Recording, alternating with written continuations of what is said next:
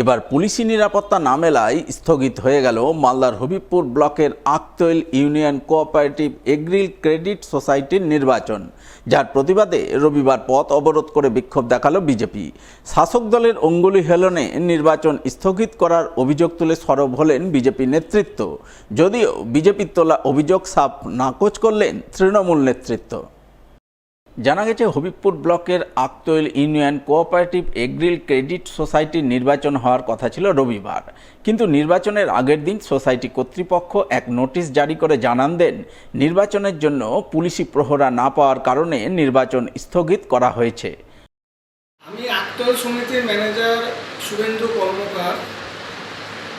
আজকে আমাদের সমিতিতে ভোট হওয়ার কথা ছিল, কিন্তু পুলিশ প্রহরা না দেওয়ার জন্য ভোট ক্যান্সেল হয়েছে। এর মধ্যে অন্য কিছু ব্যাপার নেই।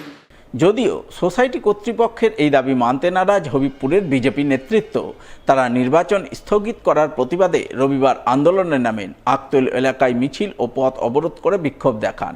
মিছিল অবরোধে নেতৃত্ব দেন হবিবপুরের বিজেপি বিধায়ক জোয়েল মুর্মু, বিজেপি নেতা সঞ্জীব সরকার সহ অন্যান্যরা। তারা অভিযোগ করে বলেন, সোসাইটির নির্বাচন হলে বিজেপি জয়লাভ করত, সেই কারণে শাসক দল তৃণমূলের অঙ্গুলি হেলনে সোসাইটি কর্তৃপক্ষ পুলিশি নিরাপত্তা না মেলার অজুহাত দেখিয়ে নির্বাচন স্থগিত করেছে। তাই এর প্রতিবাদে তারা বিক্ষোভ দেখাচ্ছেন। আকতৈল কোঅপারেটিভ সোসাইটির আজ 22 তারিখ তাদের নির্বাচন ছিল। হঠাৎ করে সোসাইটি কর্তৃপক্ষ গতকাল নোটিশ ঝুলিয়েছে যে ভোট হচ্ছে না। কারণ তারা দেখিয়েছে যে নাকি হবিবপুর থানার পুলিশ প্রশাসন প্রোটেকশন দিতে পারবে না, তার জন্য ভোট স্থগিত করা হবে। এই টিএমসির সঙ্গে সোসাইটি কর্তৃপক্ষের যে গোপন যোগসাজ, লুটে পুটে খাওয়ার যে গোপন যোগসাজ, তারই প্রতিবাদে আজকে আমাদের এই বিক্ষোভ কর্মসূচি। যদিও বিজেপির অভিযোগে মোটেও আমল দিতে রাজি নন জেলা তৃণমূল নেতৃত্ব। জেলা তৃণমূলের মুখপাত্র আশিস কুণ্ডুর বক্তব্য, পুলিশি নিরাপত্তা না মেলার কারণেই নির্বাচন স্থগিত করা হয়েছে, অথচ বিজেপি মিথ্যা কথা বলে বিভ্রান্তি তৈরি করে রাজনীতির ময়দানে টিকে থাকতে চাইছে, কিন্তু তাতে কোনো লাভ হবে না। মালদা জেলায় প্রায় 158টা প্যাক্স সমবায় রয়েছে।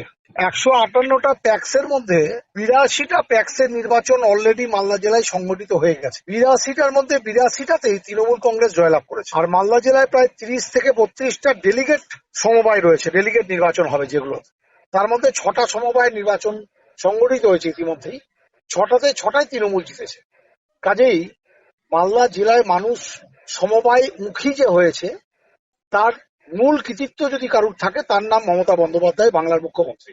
বাংলার মুখ্যমন্ত্রী মমতা বন্দ্যোপাধ্যায়ের নেতৃত্বে সারা বাংলার সাথে সাথে মালদা জেলার মানুষও সমবায়মুখী হয়ে সমবায়গুলোকে বাঁচিয়ে রেখে এবং সমবায়গুলোকে তাদের আরো শ্রীবৃদ্ধি করে আরো দিনের পর দিন উত্তরোত্তর শ্রীবৃদ্ধি হচ্ছে। কাজে এখানে বিজেপি বা অপোজিশন যারা আছে, তাদের কোনো ভূমিকা আছে বলে আমরা মনে করি না। যদি তাদের ভূমিকা থাকতো, বিভিন্ন নির্বাচনে তারা অংশগ্রহণ করেছিল, কিন্তু কোনো জায়গাতেই তারা একটা সিটও পায়নি। কাজে এই মিথ্যে বা বিভ্রান্তিমূলক কথা ছড়িয়ে রাজনীতির ময়দানে টিকে থাকতে চাইছে। সমবায়ের সাথে থাকতে গেলে সমবায়মুখী যে মানুষ, সমবায়মুখী যে আন্দোলন, সেগুলোর সাথে থাকতে হয়, সেগুলোর পাশে থাকতে হয়, যেটার কোনোটাতেই বিজেপি নেই বা বাকি বিরোধী দলগুলো নেই।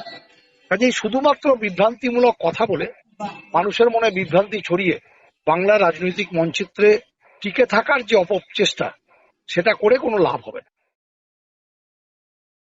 তৃণমূল পরিচালিত ইংরেজবাজার পৌরসভার জঞ্জাল করকে অবৈধ, অবাস্তব এবং জনবিরোধী কর আখ্যা দিয়ে পথে নামল বাম দল সিপিআইএম।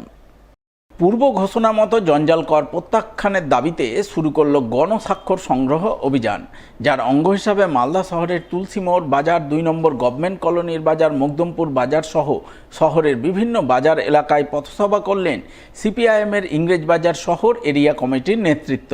এদিনের এই আন্দোলনে সামিল সিপিআইএম নেতা শুভজিৎ মিত্র অভিযোগ করে বলেন, ইংরেজবাজার পৌরসভা সাধারণ নাগরিকদের যথাযথ পৌর পরিষেবা দিচ্ছে না, অথচ জঞ্জাল কর আদায় করতে শুরু করেছে। এর বিরুদ্ধে তারা সোচ্চার হয়েছেন। বিভিন্ন বাজার এলাকায় পথসভা করে সাধারণ মানুষ সহ ব্যবসায়ীদের কাছ থেকে গণস্বাক্ষর সংগ্রহ করছেন।